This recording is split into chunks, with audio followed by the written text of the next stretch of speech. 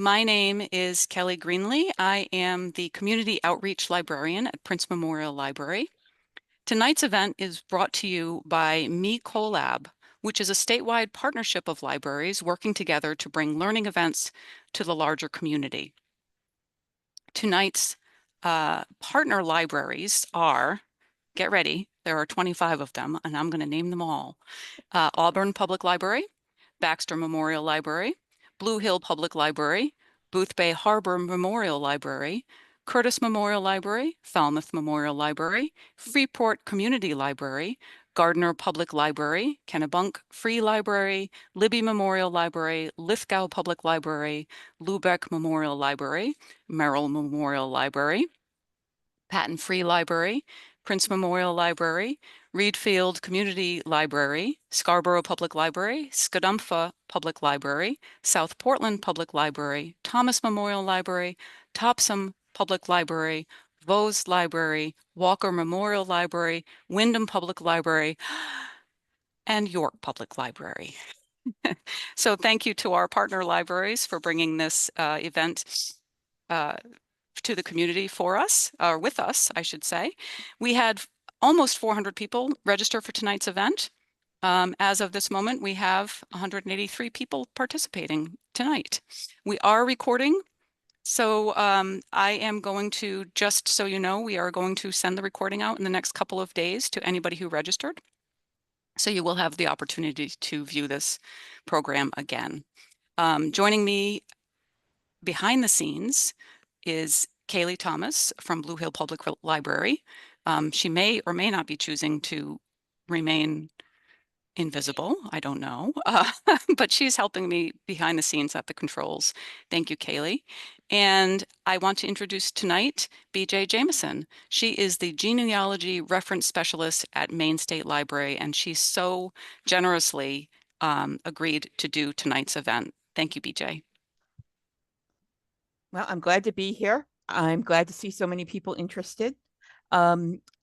Basically, what I'm going to do tonight is, for those of you who remember ads for, a trip to Europe where you do 8 European capitals in 9 days, I'm sort of going to do that for genealogy, of sources that you can look at either as you're working at Ancestry or beyond.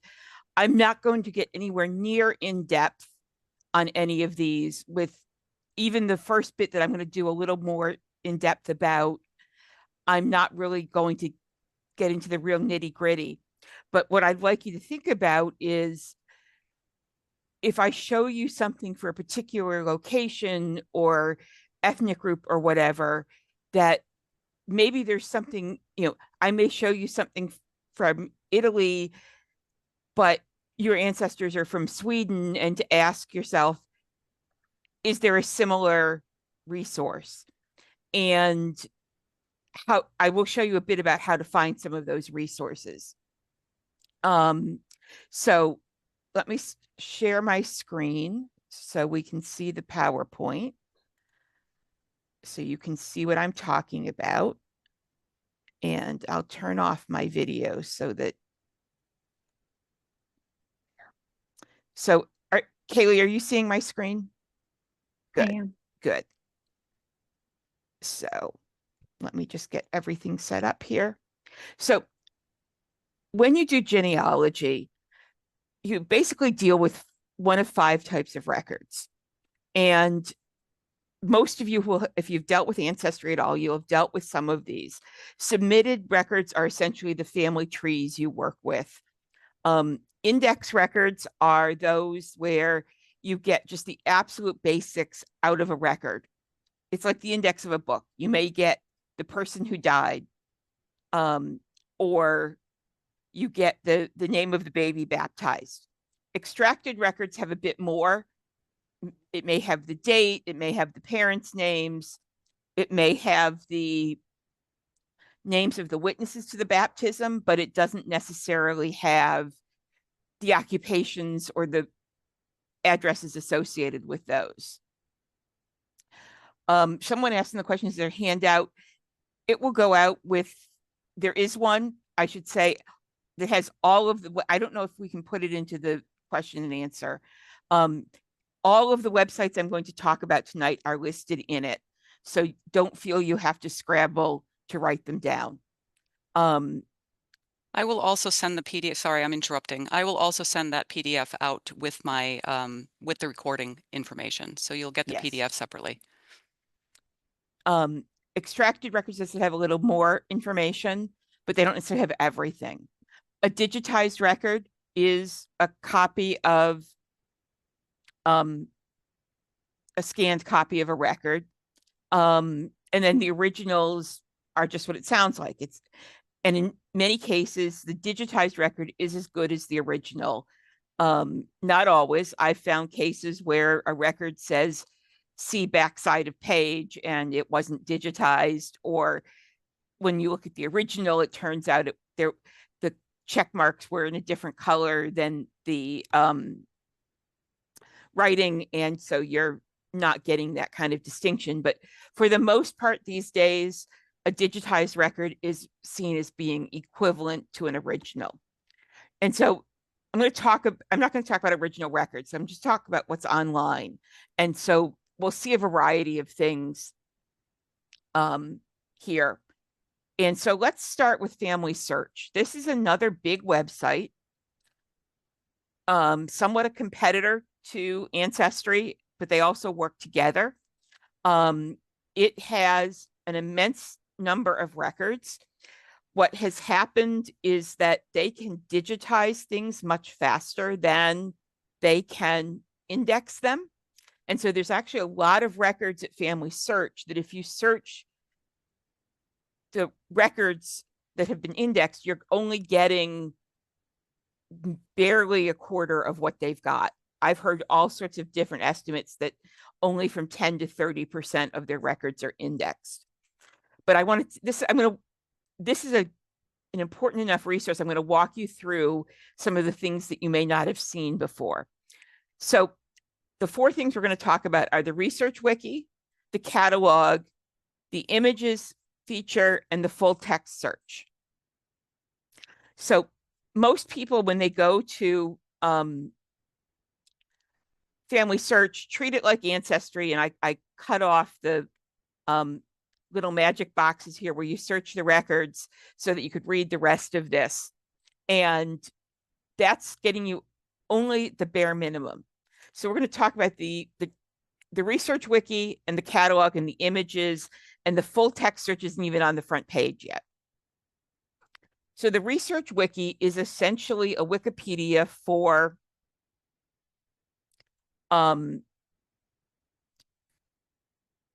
genealogy.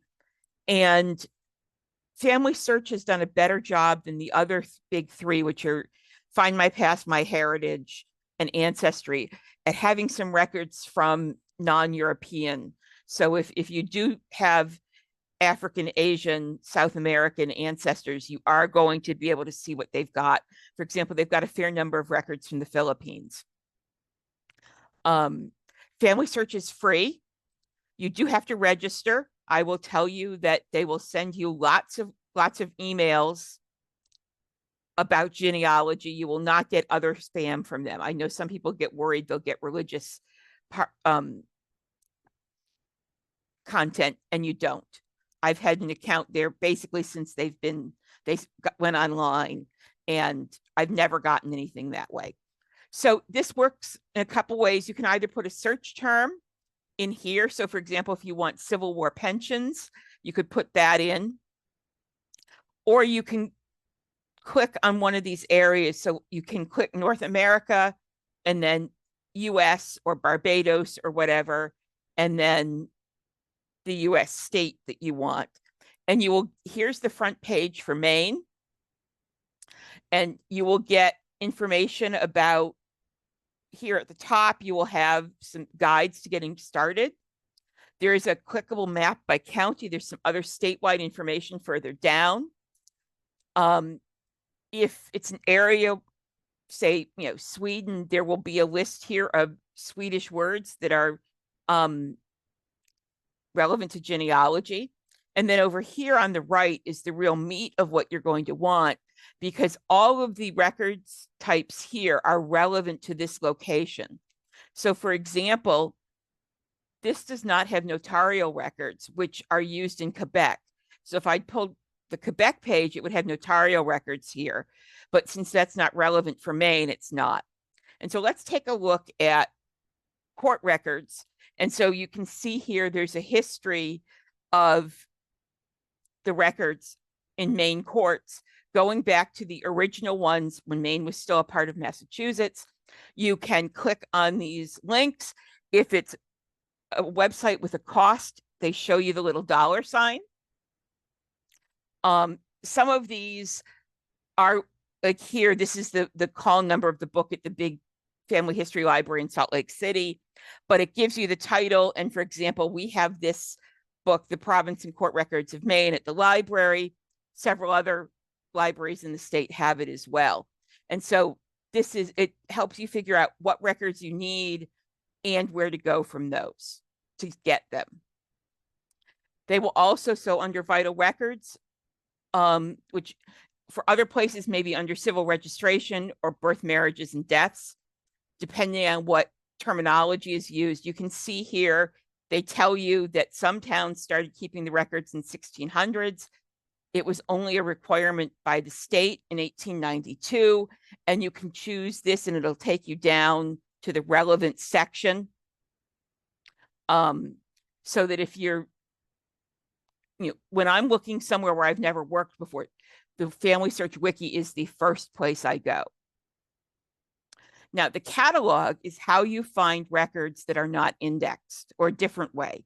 So for example, if I want to find records because I have an ancestor who lived in Falmouth, Maine, I can go in and put Falmouth in and it'll show all the records relevant to that place.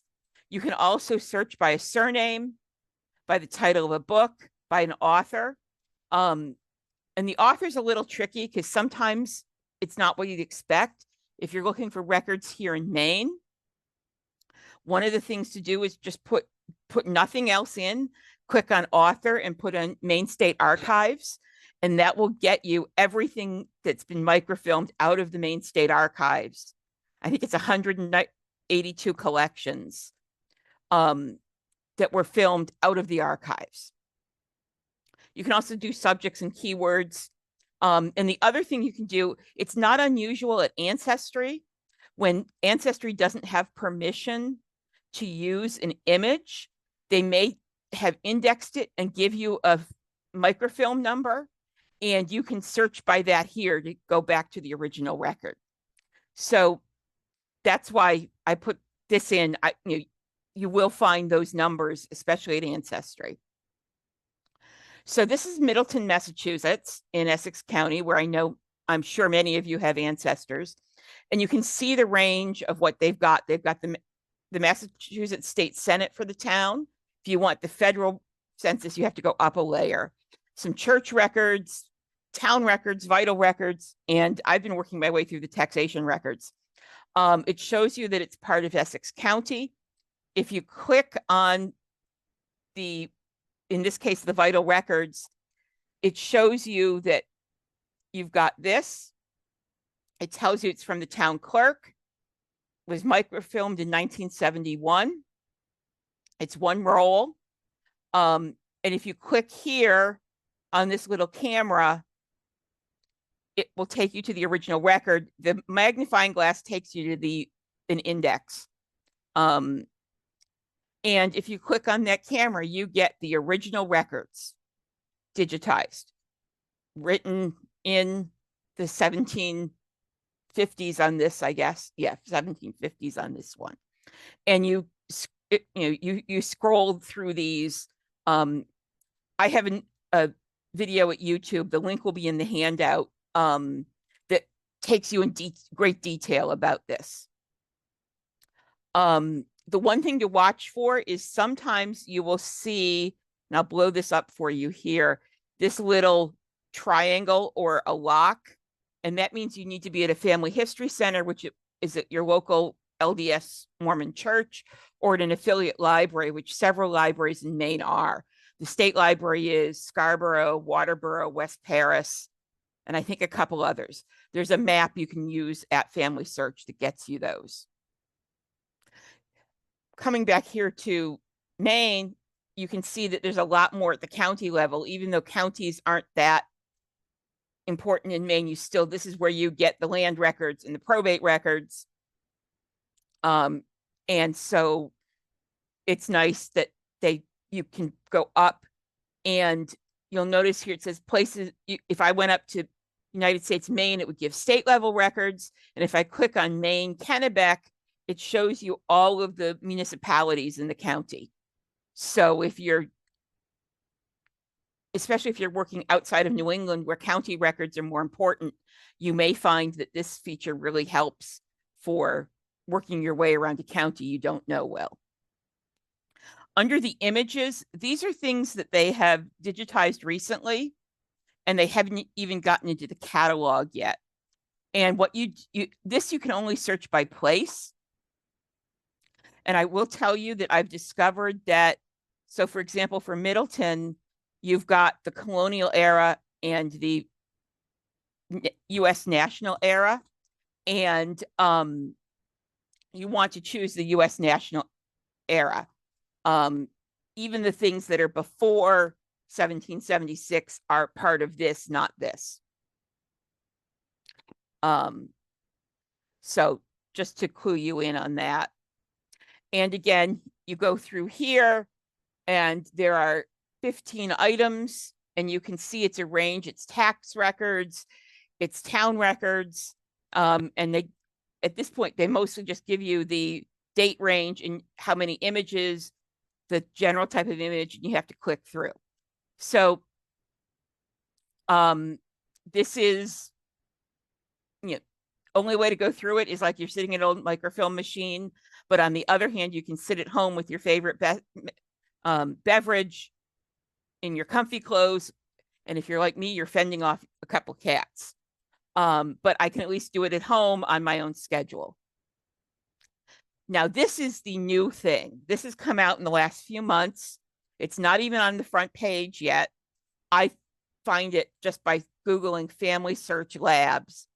And what they've done is, partly through scanning and partly through AI, this is a full text search of a whole bunch of record collections. So for the United States, all of the probate records and all of the deed records they have for the United States are part of this. In the last month or so, they have added Maine and Massachusetts court records.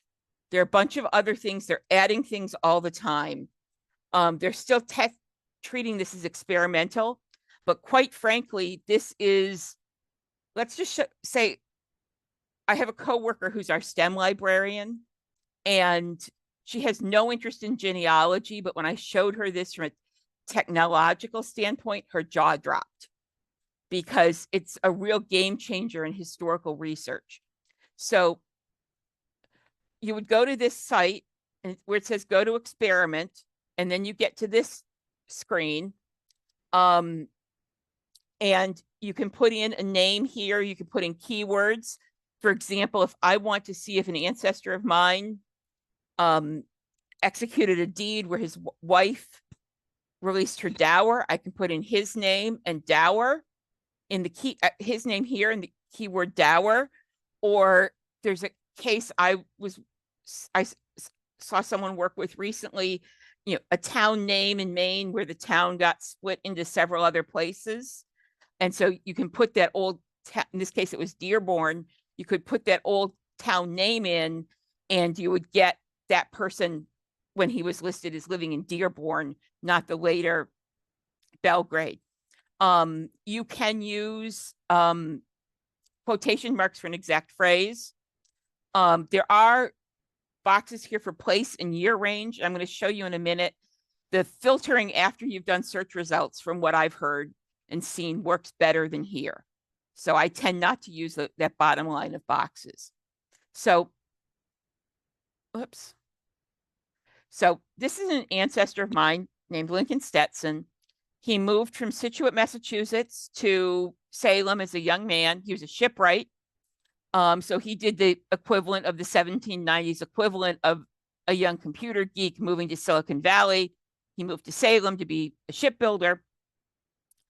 And other than being on the first voyage from the US that went to Japan from the mid 1790s until he died in 1860 something, I have him fully documented in Salem.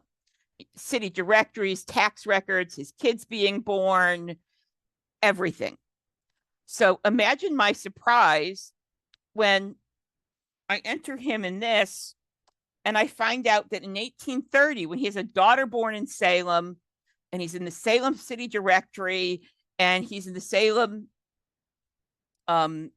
census, and he's in the newspaper advertising shipbuilding skills, he buys land up here in Knox County. So I think he was helping out a cousin because the person he's selling it to or buying it from is another Stetson. So and then he sells it back in a few years. So I think it was helping somebody out. These filters, as I said, are what I encourage using instead of those other boxes at this point. And so you can go in under place, and I linked or restricted it to the US and then to Maine or Massachusetts. And so that was helpful. And here's another one. This is handwritten. It's finding his name. Here's their optical character recognition transcription, which can be helpful in addition to the yellow highlights for finding people. And this is the one that amazed me. This is from 1691. It's one thing when it's this nice Victorian era clear handwriting, but this handwriting is not exactly easy to read. And there are several times like here, where here and here, this really looks more like Zebulon than Zebulon, and it still caught it. So it's getting pretty amazing what it can do. I tell you right now, I take no responsibility for any of you being up till 3 a.m. looking for somebody through this new tool at FamilySearch. I only point the way to rabbit holes. I don't push you down them.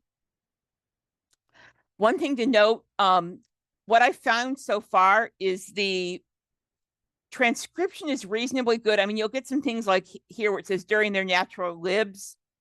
It should be lives. But when it has the summarizing the document, don't trust it. It's got all sorts of problems here. It gives the exact, it does tell you the year that the October 23 is there. It's got his father is William Trask. And he had no children. He died as a young man.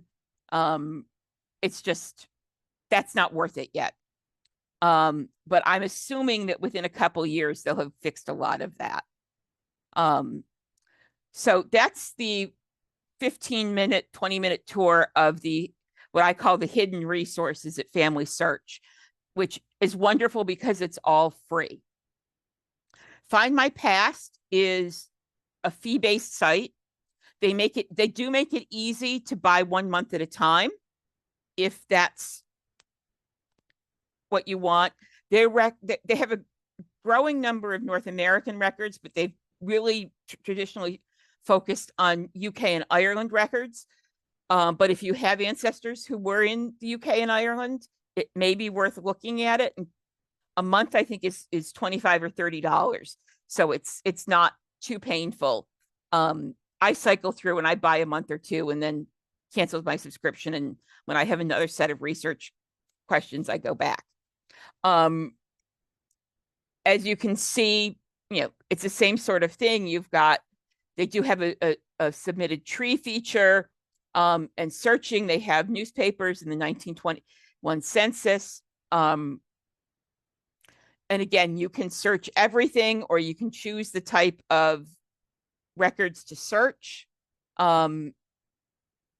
You can put in, restricting by year.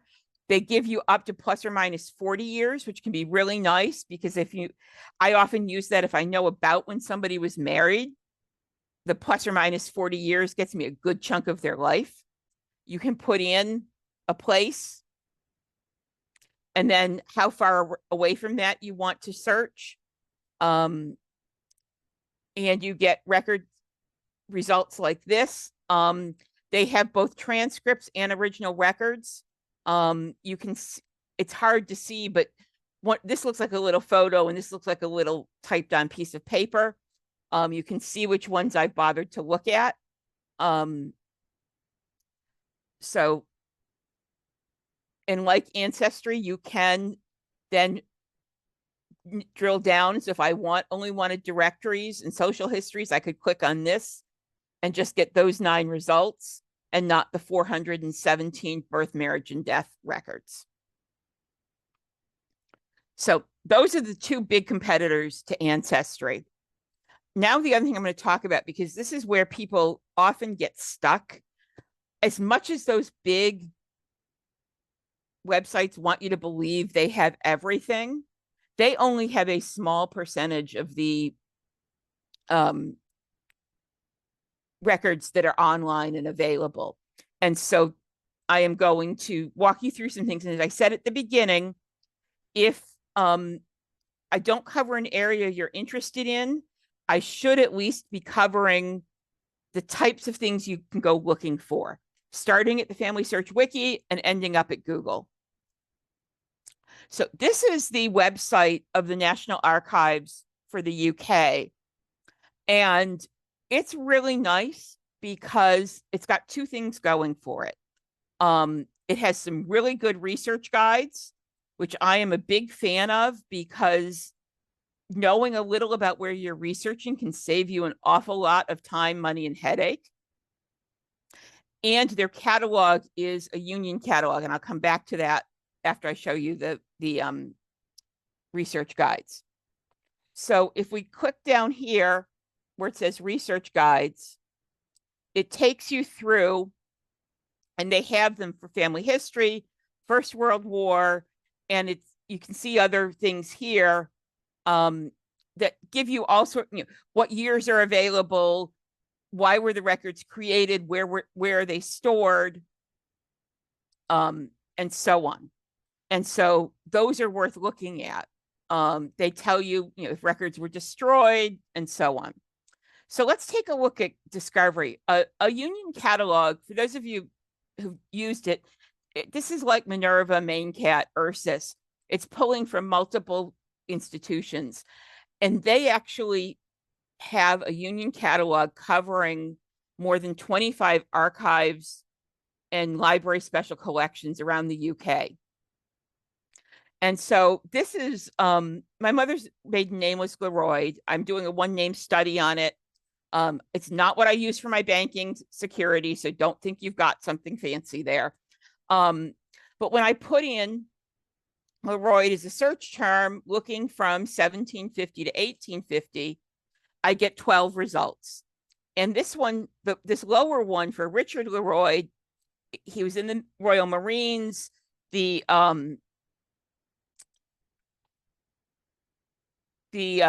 records are held at the National Archives in London.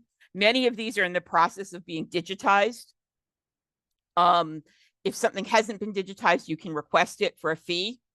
But this Reverend Amos Leroyd of Halifax, his papers are at the West Yorkshire Archive Service in Yorkshire. And if I click through on that, you can see there, it tells me 1847. And if we click through, it would give me how big the collection is. It turns out it's 1 book for his diary with a couple letters and how to contact that archives. So that's really helpful. Library and Archives Canada. I expect many of you, like me, have some family connections to Canada. Has lots of records. The 2 big sets I use from them because they're indexed differently than they are at Ancestry, and sometimes they're indexed better, are the First World War military records and the Canadian Census records. And this is all free. Unless you request something from the National Archives in London and they charge you for the copies, everything you get out of this is free. As you can see here, this is my grandfather's First World War enlistment.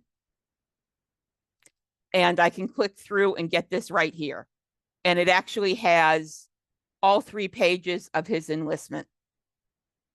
And so it gives me lots of information that if I hadn't known this information about him, and it says, have you served in any military force? And he says he did 3 months with the Canadian Officers Training Corps in Montreal, and I have not been able to track that down. It's one of my little mysteries that I'd love to know more about. And the switching to Ireland now, this is actually Northern Ireland. This is the Public Record Office of Northern Ireland, which is where many, many Northern Irish records are for. And again, you get all sorts of helpful things here under the resources and learning. Their information leaflets are incredibly well done. So if you have ancestors in what's now Northern Ireland, it's probably worth going in and reading those.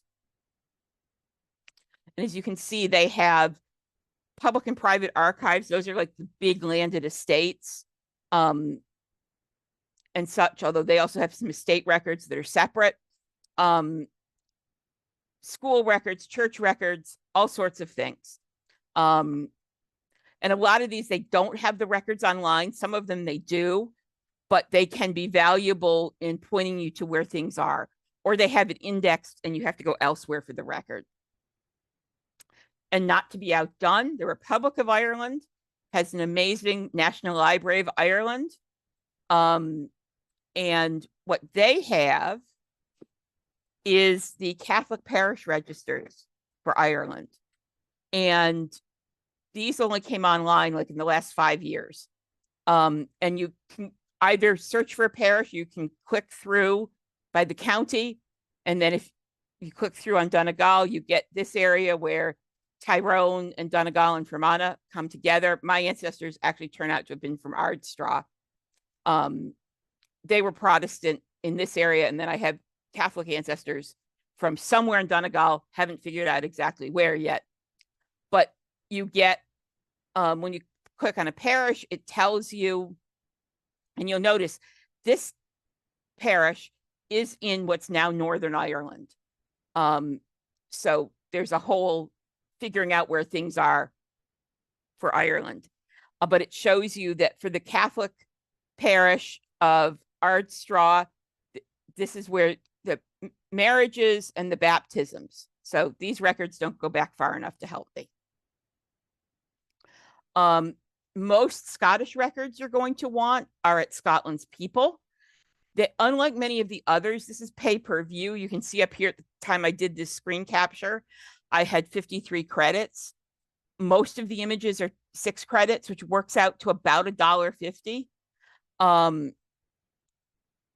But it's the only place you can get most of the original records for Old Church of Scotland records, Scottish Catholic records, all of the Scottish census. Some of the Scottish census is indexed at Ancestry, and you can maybe narrow down the family. So if you were like me and looking for a William Patterson, when I found like 137 of them, I could narrow it down through the index at Ancestry and then come here and maybe only have to buy 3 instead of 137 to get the right person. The National Library of Scotland has an amazing map website that covers all of the UK, and they are gradually getting their non-UK maps online. It's wonderful. I have an entire program on this as well at YouTube. This is a website called Auntie Nati. It's done by the government of Italy with much of their civil registration. So you can go in and go by either location or surname and find many, many, many records. This is the equivalent for France called File. France has been sort of behind many other countries in getting things online. So it's very nice to see this coming up. It's still one of the harder places in Europe to research, but they're getting there. Here in the US, for those of us in New England and to a lesser extent, New York and the Canadian Maritimes, American Ancestors, which is the web presence of the New England Historical and Genealogical Society, is wonderful. It is about $90 a year. And there are several libraries where you have to be in the library to use this. But I know Belfast and the State Library have it. I think Scarborough does, and there may be some others.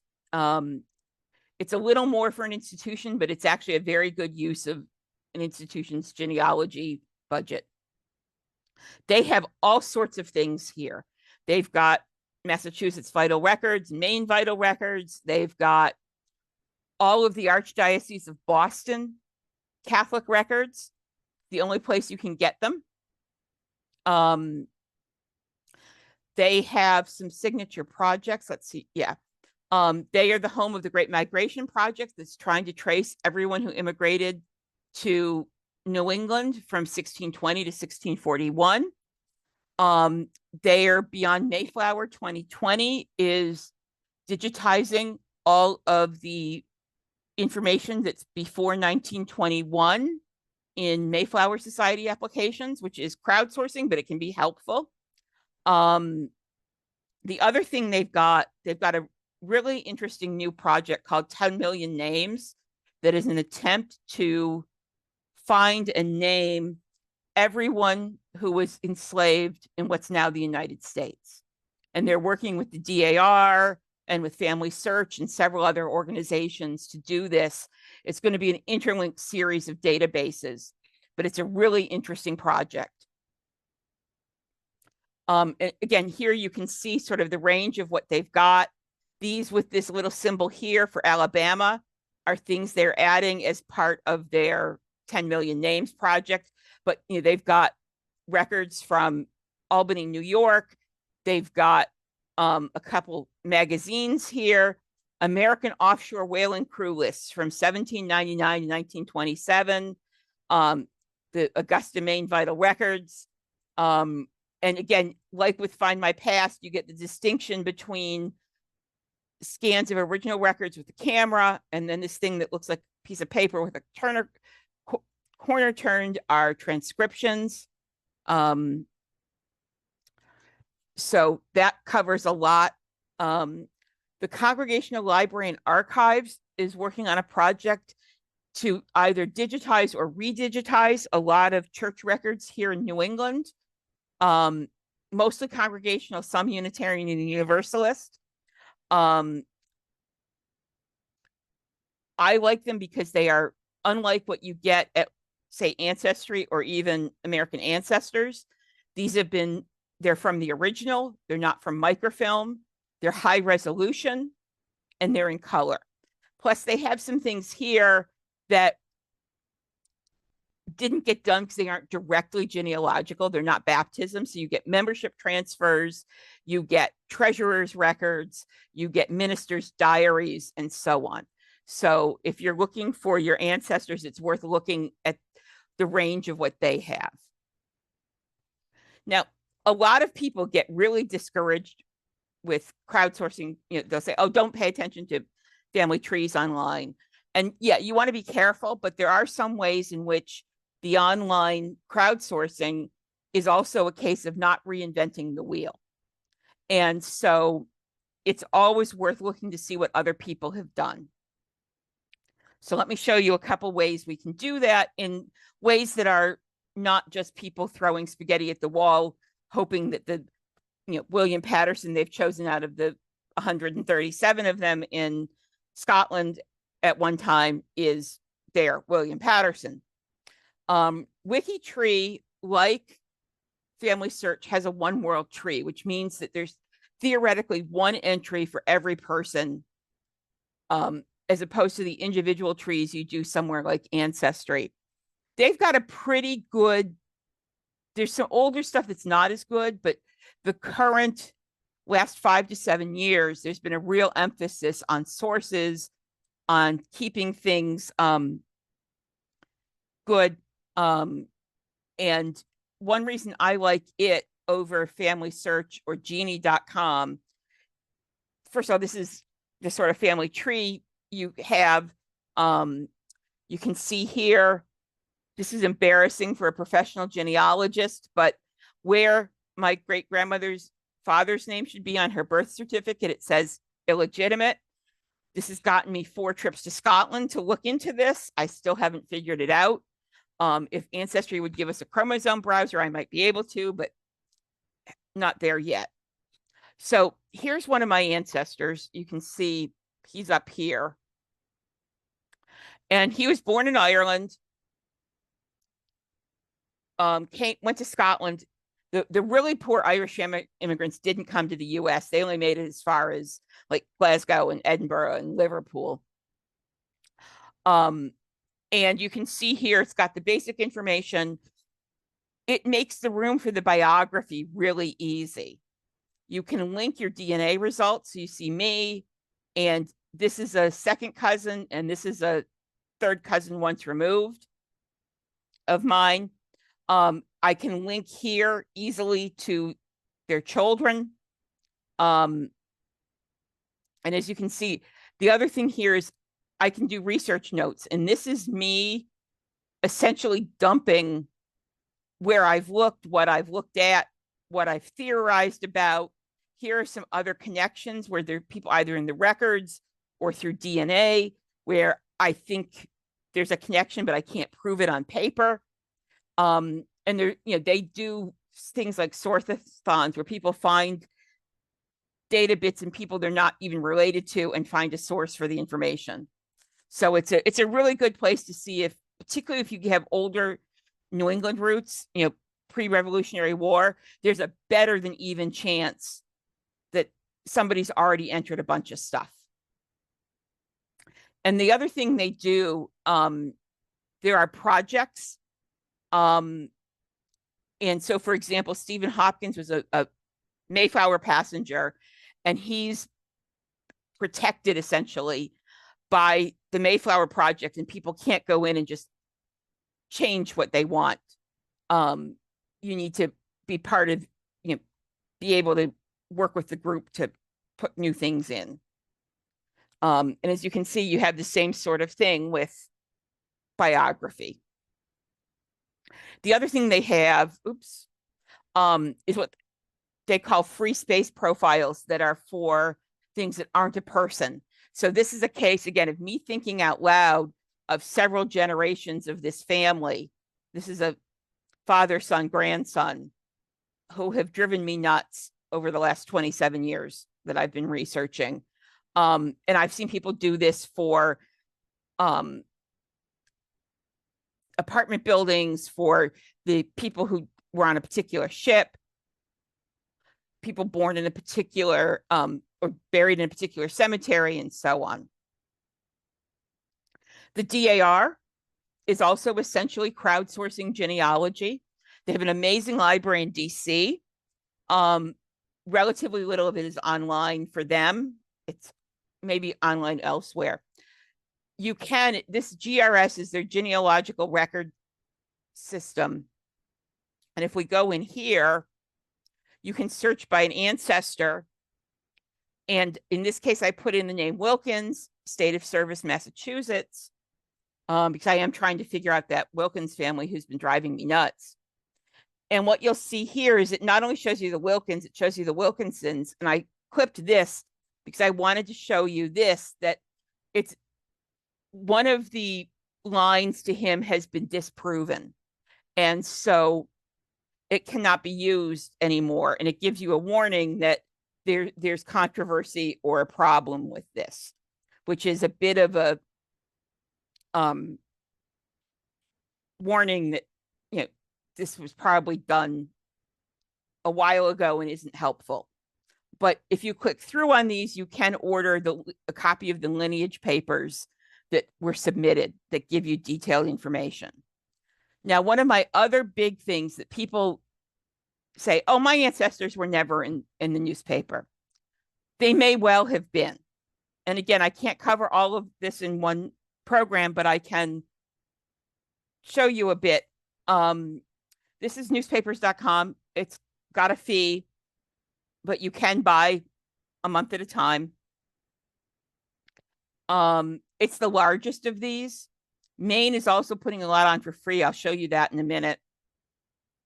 And that's this. And if you go to this web page under digitized Maine newspapers, it's a list of those that are available for free. The Survey of Maine Newspaper Holdings is a horrendously huge, long PDF that the work was done in 1999, but it can give you a first approximation. And it's not just the digitized newspapers. It was an attempt to inventory every paper copy of a newspaper in the state. But basically, it's hard to work with, but it's helpful. I have a printout of it at work that I can use, so you can email me and we can do a work on finding out what newspapers would have covered where your ancestors were. But especially for 19th century Maine, where vital records weren't required until 1892, it's an excellent source of marriage and death information. You don't get many birth notices, but you do get marriages and deaths and a lot of other stuff. Trust me, there's a lot else there. So here you can see sort of the range of what's available for free for a few counties. And some of them, it's a few issues. Other, it is a nice long, here, the Academy Herald out of Bethel Academy or Gould Academy in Bethel has over 100 years. So it's worth looking to see if something's here for free. We're also part of the Library of Congress's Chronicling America newspaper project and working at getting a lot of things online. Right now, one of my coworkers is working on digitizing all of the French newspapers that were published in Maine that we can find. So that's coming on, that will be online soon. This is another free website. It's called Fulton History. It is a single man in his garage, digitizing mostly New York State, but not all New York State newspapers. It's a clunky interface, but once you find something, it's worth it. And don't think, oh, my ancestors didn't live in New York, they won't be there. Remember that your ancestors may have had siblings who moved to New York, and they went to visit them, or there's other information. Sometimes in a social column, you'll get Mrs. John Smith's father died and they went to the funeral. Well, that gives you a time when he died if you didn't have a record. And now you're probably wondering, why on earth do I have the Rutherford B. Hayes Presidential Library and Museum in a program on genealogy? Well, here's why. The Ohio Obituary Index. It started out small and it has grown. And this is very much an index site. They now have almost 4 million, mostly obituaries and death notices, some marriage notices, and a few other things from the 18 teens until the present for Ohio. And again, as I said, just because your ancestors like mine made it as far as New England and stopped, you're also going to get people who were born in Massachusetts and died out there, or their siblings, cousins, and so on. So for example, this Aaron Putnam, who died in September 1822 in Marietta, Ohio, was born in Massachusetts. And he didn't do this, if I remember correctly, but a couple of his brothers also moved out west when their children were adults, and the children stayed in Massachusetts and Maine, and the brother went out to Ohio. But, that's why. And this doesn't get you this, but what they'll do, if you see on your newspaper sources where it gives the source and then view details, if you click on that, it will tell you how to order a copy of that from the library that has it. So as I said, it's an index, but it gives you all of this detail. And there will be cases here where the newspapers are not online yet. Some of them are, but not all. This I'm adding in just because I think it's interesting. Broadsides were announcements. They were printed on essentially on newsprint and put on bulletin boards in towns and such. And this is an interesting one. My several greats grandfather immigrated from Yorkshire, England to Boston. And a few years later, he and his son and two friends were out for a little pleasure sail on a Sunday afternoon in Boston Harbor, and a squall came up and the four of them drowned. And so somebody wrote this entire broadside poem about how they got what they deserved because they were out for a pleasure sail on the Sabbath. So you never know what you're going to find about your family, because I certainly wouldn't have predicted this. I have another in my newspaper program. I have one where I was doing some work for a patron, and her great grandmother's chickens were stolen while people were eating supper, and it made the newspaper. So don't think that your ancestors couldn't have ended up in the newspaper. So some other resources. ArchiveGrid is a union catalog for archives. I'm not going to go in detail here. I have a huge, long, full program on it at YouTube. But you can see here when I clipped this, they had just added the Baltimore and Ohio Railroad Museum archives to this. So I know there's actually a Historical Steamship Society of North America. So if your ancestor worked on a steamship, you might want to check that out. And you can search this by name and all sorts of other things. It's a really helpful website.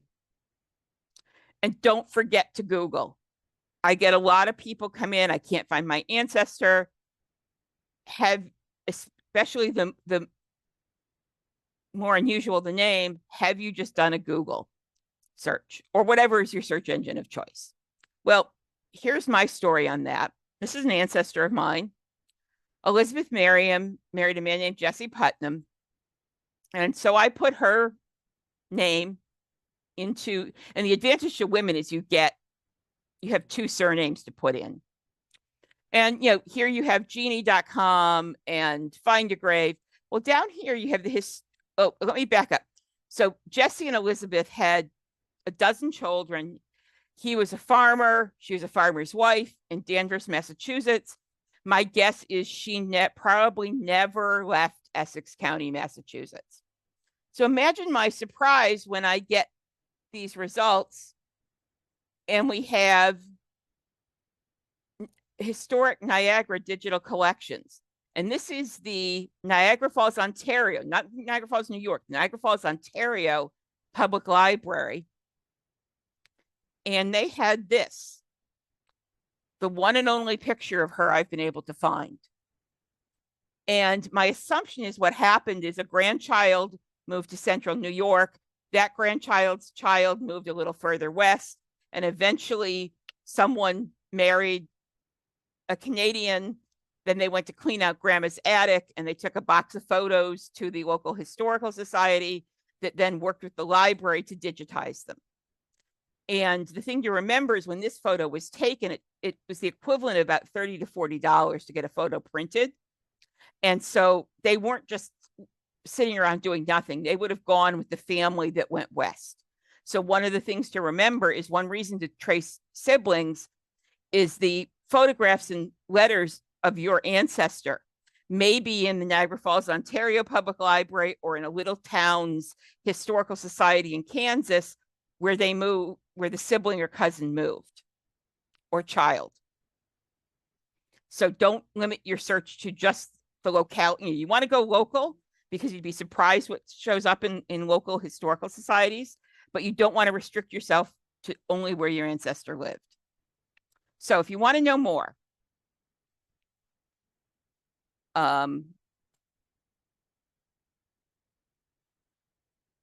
conferencekeeper.org lists programs, it lists in-person events, podcasts, all sorts of stuff like that. So you can see, you can look by location, you can look on the calendar and see if anything's happening somewhere on a particular night. A lot of genealogical societies, you don't need to be a member to sign up to go to their programs online. If you want to watch the recording, it's behind their society paywall, but if you watch while it's live, it's free. So that's a really handy thing to know. So for example, I'm a member of a couple genealogical societies because with my regular Thursday night state library genealogy club, I can't go to them. So I paid to be able to watch the recordings. But on the other hand, there are nights like tomorrow night, if I want background noise, instead of turning on the TV, I may go look and say, oh, there's a program at this Colorado historical or genealogical society. I'll register and watch that. So that's one way to find out more. I will give the disclaimer. I've done a couple programs for them for this one, for Legacy Family Tree webinars, but I was already a big fan of theirs before I did programs for them. It's one of the few things that I think it actually is sometimes worth spending money on. They have, and again, I clipped this a while ago, they now have over 2,300 webinars on an amazing array of topics. They work on the format that if you sign up and watch live, it's free. It's free for the first week, and then it goes behind the paywall. They do have some member-only programs, and you only get the handouts if you're a member. But you can go to some of these and see if you like them. I will give you the hint that I'm half Scots and half New England Yankee, so the frugal thing sticks with me. If you watch one live, there is a coupon code at the end for 10% off. They also, a couple times a year, run a sale, so it's $25 instead of $50 for the year. But if you're really serious about learning about genealogy, this is one of the really good things to do. And then little plug for myself. I do a program almost every Thursday night. I will not be doing one Thanksgiving, but almost every other Thursday night. I put some of them up at YouTube. And if you want to know what's coming, you can either email me to be added to my email list, or if you watch one of these, there's a link to where you can sign up online. And I've tried to have a variety here, but for example, you see like there's the in-depth full text search on FamilySearch. I've got a search like a librarian, the non-population census schedules, one on tracing your Irish ancestors. So have fun. If you're really desperate to go to sleep, this might help you. So that is the end of my program. As I said, this was the 8 European capitals in 9 days tour of the genealogy world. I will tell you, for example, like I showed you the Italian Antinati, I can tell you that there are similar record collections for the Netherlands and for Sweden. I haven't really used them myself, so I don't know how much they cost, if anything. But that's what you should think about is, what did she show us that would be helpful for my research, and can I find it for the time and place where I'm looking for my ancestors? So I will stop sharing. I give you about 3 more seconds. My email is b.j.jamieson@maine.gov. I don't have my phone number here because I spend way too much of my life in meetings, and email's usually the best way to get a hold of me. And I'm assuming if you're here at an online webinar that you have an email address.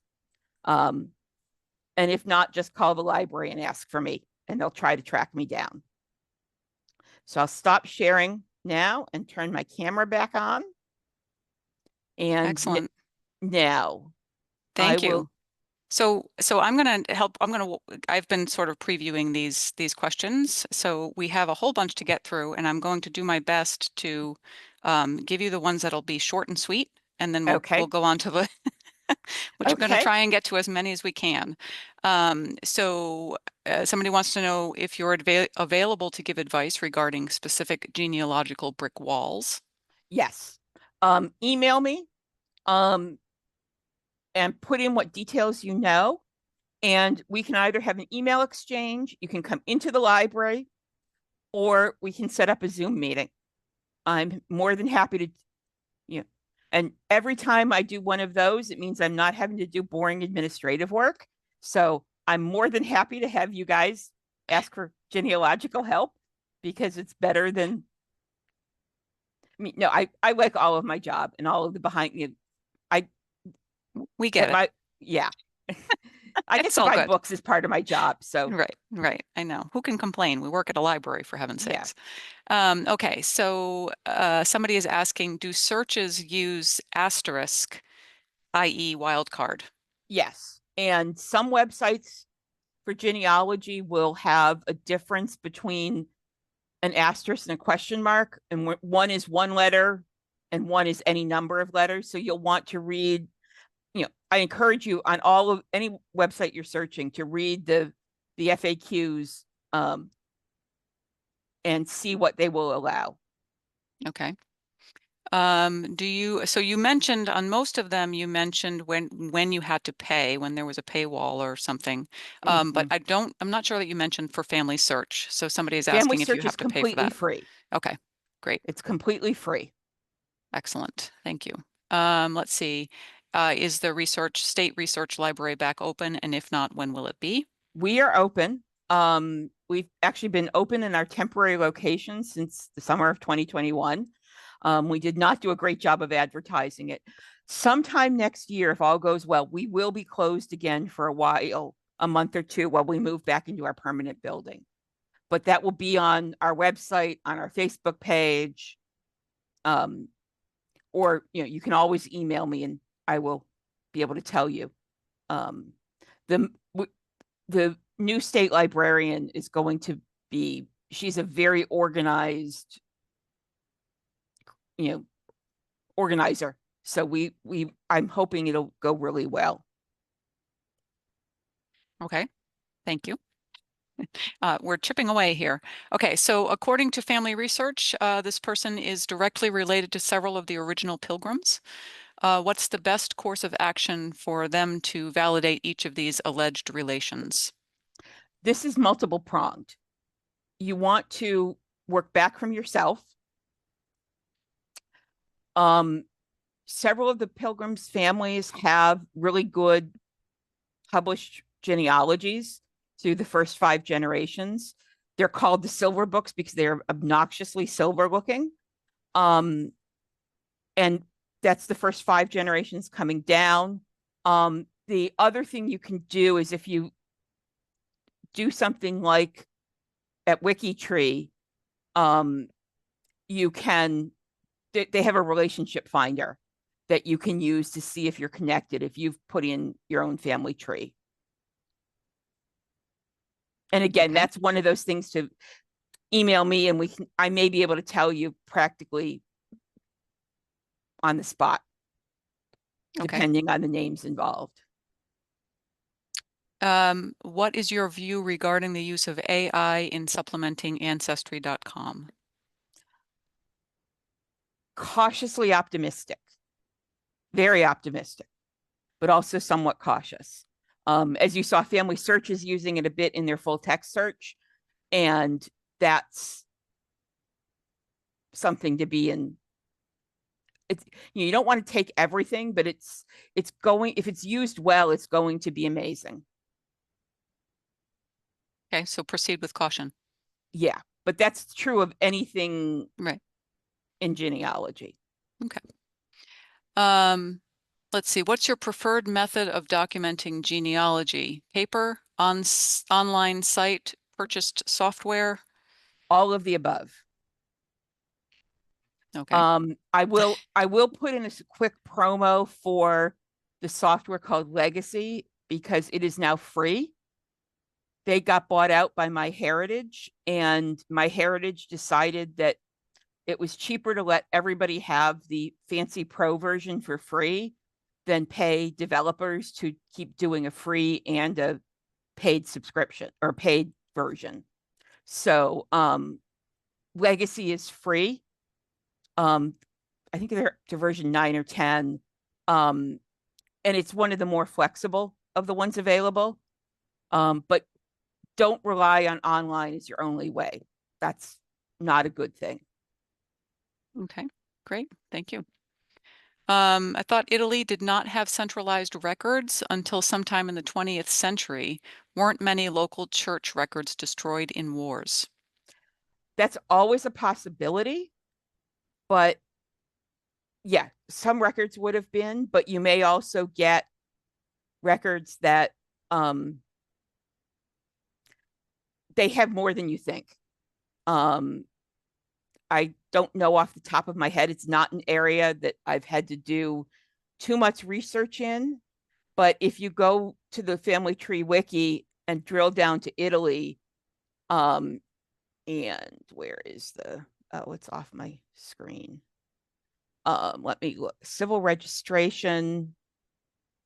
Actually, no, civil registration started in 1820. And those records, some of those records are at FamilySearch and at Antenati. In some places it started earlier. But yeah, there was a whole range of places that started civil registration in the early 19th century. Not everybody did it, depending on the cost. Um, but that's, but yeah, look and see both what FamilySearch and Antinati have. But you'll almost certainly need a location, at least down to the county equivalent.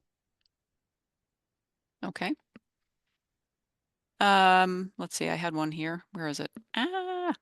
Um, wow, I lost it. That's okay. It's all Well, good. I can see one that says if your library is a member of American Ancestors, Yep. if the library has it, you can use it for free. They're paying for it. Okay. Where to search with a country that was French and sometimes German due to wars in 1800s? Both. And you run into the same thing with Ireland. Some of the records in Ireland are in Northern Ireland, some are in the Republic, and it's hit or miss where things ended up. So you'll want to look at both because depending on what it was, some records stay local, in which case you're just dealing locally, and some go up in the higher governmental hierarchy, and they would have gone where the locality was part of. Um, just like there are early records from Maine that are in Massachusetts, but the records that were at the town level are here in Maine, or at the county level are here at Maine. If they were at the colony level, they went to Massachusetts. Okay. I'm going to ask this one because I think it's a quick one. On WikiTree, you mentioned downloading DNA. Can you import it from Ancestry? You're just linking to your data, you're not downloading it. You can, so yeah, but you're just linking to where you had it done. Okay. Let's see. My maternal grandparents moved from St. John's, Newfoundland to Boston.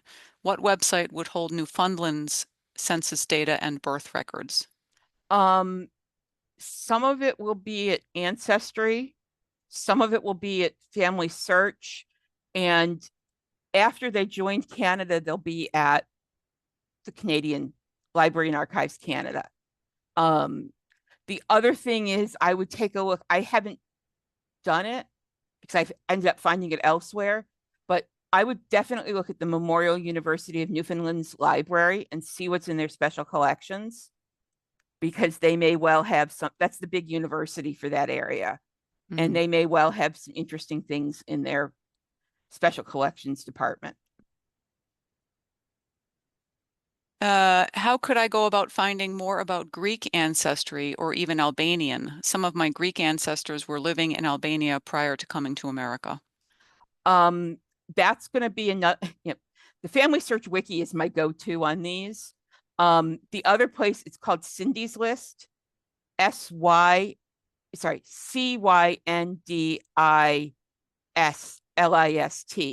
And she has links. They're not as built out in terms of information, which is why I didn't put it in this, but that would be the other place to look. Okay. Does that also include indigenous tribes of the US and Canada? Yes. Okay. And you'll also want to look there are some things online. That's one where there will be some location issues, because you will find some things like in the Oklahoma State Archives as well as the National Archives. Okay. All right. So where is the best place to search for naturalization records for a great-great-grandfather in order to obtain Italian dual citizenship? It depends where they were naturalized and when. Before 1906, any court in the country could nationalize a person. Your city municipal court. The federal government didn't take over that until 1906. One of the big things to remember is how we do things now is not how necessarily how they've always been done. And so that's something you go to the FamilySearch wiki, or do Cleveland naturalization records and see what comes up, because some of them are on smaller websites, or the local historical society. You are an amazing source of information. I just have to cut in there and say that. Okay, so we're Because chipping I away. dealt with that with my grandfather's naturalization, was in a county court in Buffalo, New York. That's Okay. still not online, but I'm really trying to stump you and it's not working. Can you use a county clerk in searching for a birth certificate? not in New England. The rest of the country, probably, but not in New England. We like our towns and our little town libraries. Sources for Germany and Russia, does that go into the same answer from that you mentioned with the was it Cindy? Cindy's List. Yeah. And the other thing is, there are a couple things. One is a lot of those things are not digitized yet. You have to pay a researcher. Well, a lot of the German stuff is at FamilySearch, but you need to know where the family was from. The other thing is, if any of your ancestors were Jewish, jewishgen.org is a really good resource. And even if your ancestors weren't Jewish, they have they call it their town finder.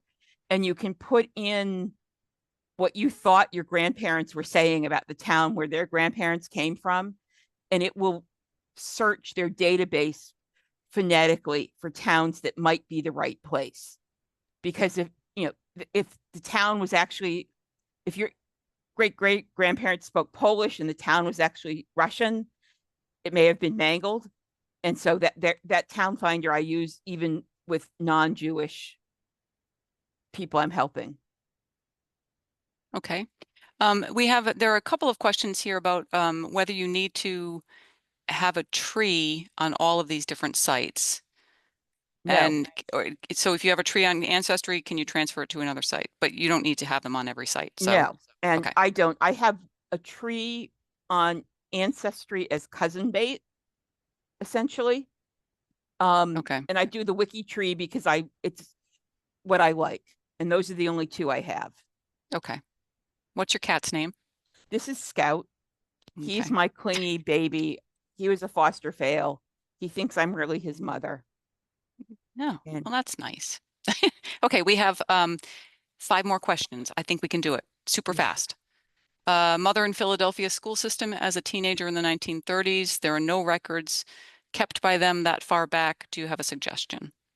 yearbooks are in many cases online at Ancestry or other places. Um, newspapers, if she won an award, if she had perfect attendance, that's all likely going to be in the newspapers. And I'd probably contact both the Historical Society of Pennsylvania, that's in Philadelphia, and the Genealogy Department at the Free Library of Philadelphia, main branch on Logan Square, and see if they have ideas. Okay. My great-grandfather was a rabbi. Any ideas on finding documentation such as ordination records or what congregations he served? Similarly, any tips for finding military service records for World War II vets? Okay, World War II vets are hard because there was a fire at the National Archives in St. Louis in the 1970s. Um, so a lot of those records don't survive, but you may find things like draft registration records. And again, newspapers are a good thing. On the rabbi, if it was here in this country, again, newspapers. There are a lot of Jewish genealogical societies around. I know there's one for Boston, as well as American Ancestors has the essentially a New England Jewish archives. Um, there's a big Jewish library that's affiliated with the University of Pennsylvania now in Philadelphia. Um, but yes, it's certainly North American. I'd look at newspapers. Europe, it gets trickier. And traditionally, they didn't have the ordination isn't like Protestants do or Catholic Christians do. It's more personal with a rabbi and a student. Um, and there are wonderful other archives. YIVO, the in New York City, and some others. If that person emails me, I can send them the links to that. Those that I use. Okay. Let's see. So I think we have time for maybe 2 more questions. You can see the questions. Are there particular ones you want to answer, or do you want me to just lob you some? Let's see. So I'm going to do the one from Riva. Mm-hmm. On the Canadian immigrants. That's tough because you got a lot of people coming in and out. And so one of the things, if you have anyone in your family who would have been a non-citizen, still a Canadian citizen, but living in Maine in 1940, there are alien registration forms that include Canadians at the Maine State Archives website.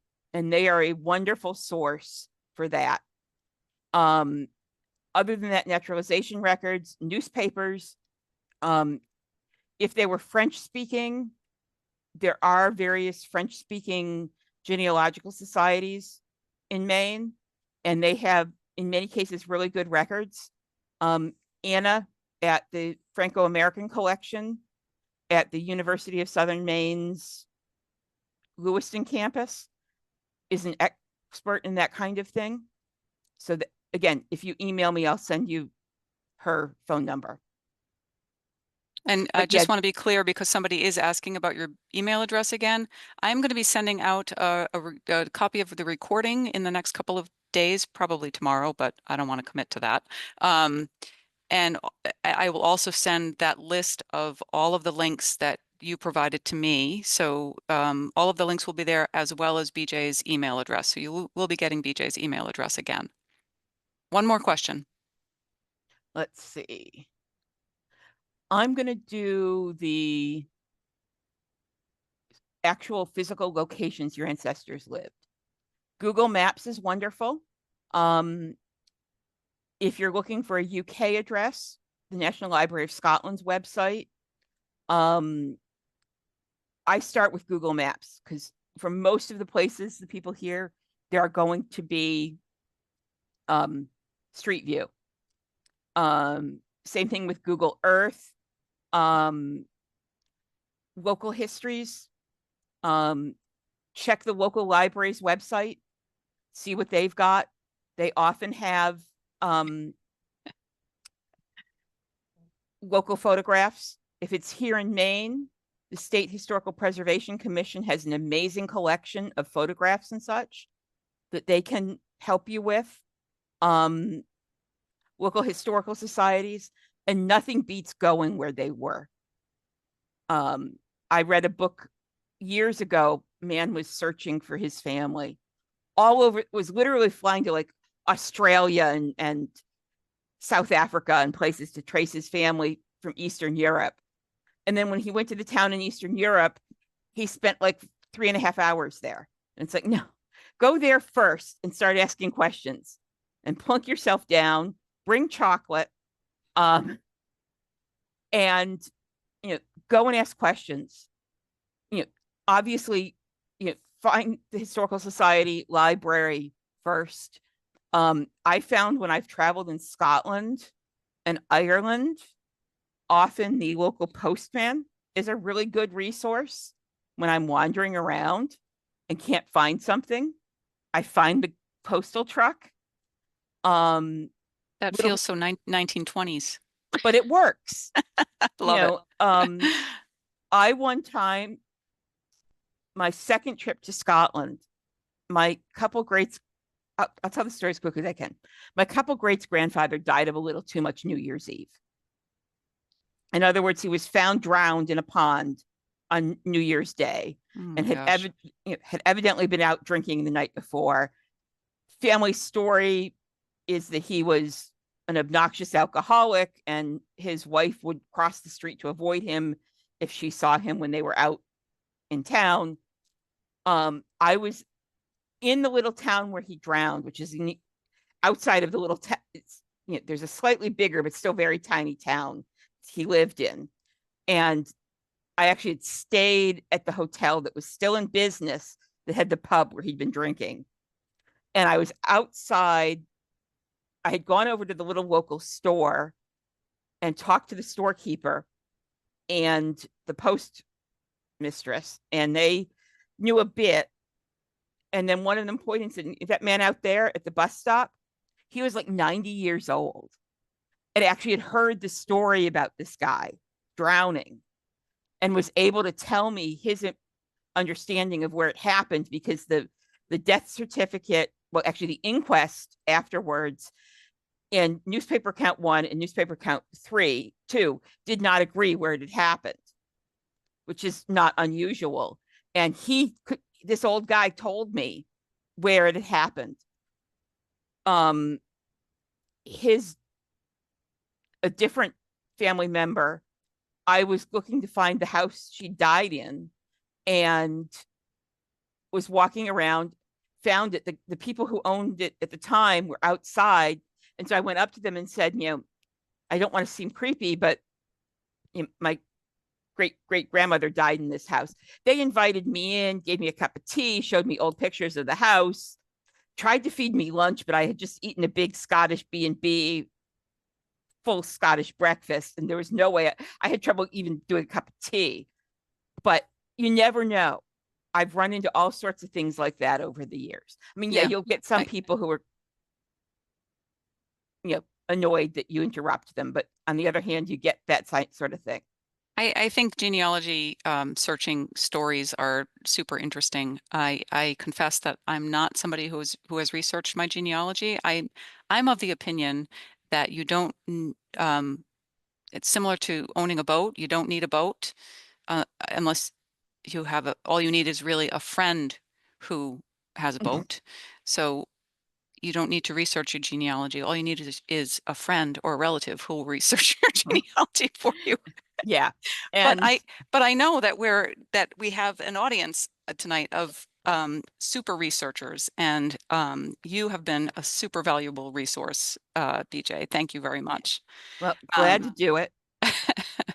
I will say again, this is an event of Me Collab, which is a collaborative partnership between libraries. We're very happy that you tuned in tonight. I will be sending out a recording and the links and BJ's email address in the next couple of days. So hang tight. We'll have that soon for you. BJ, thank you so much for your knowledge tonight and for sharing your time. Kaylee, you're behind the scenes and I haven't forgotten you. Thank you for being behind the scenes with me tonight. And I will say good night to everyone. Good night.